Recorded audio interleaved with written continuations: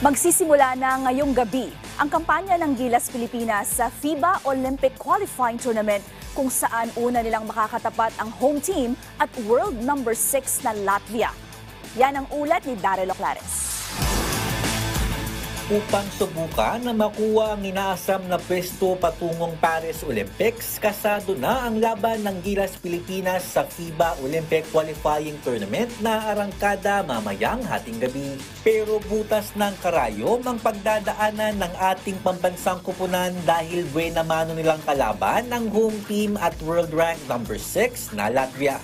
Ganito rin ang naging opinyon ng dating Philippine men's basketball team head coach na si Raiko Toroman. Anya, mahirap nakatunggali ang mga European teams lalo na't nakataya sa torneyong ito ang kwalifikasyon sa Olimpiada. You know, it's very difficult. It's very tough group. Latvia organized this because they want to go to the Olympic Games. It's very difficult to anybody to qualify for Olympic Games because of the European teams.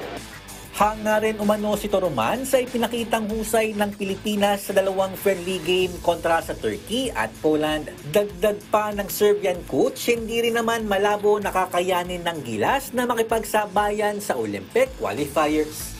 If you lose against Turkey 11 points and if you lost against Poland 2 points with Soshon, NBA player, that means that you are good. I don't think that the chances are big, but still, you know, they can fight. Matapos ang laro kontra Latvia, sunod naman na makaharap ng Gilas ang world number 23 na Georgia ngayong Huwebes ganap na 8:30 ng gabi oras sa Pilipinas. Daryl Oclares para sa Pambansang TV sa Bagong Pilipinas.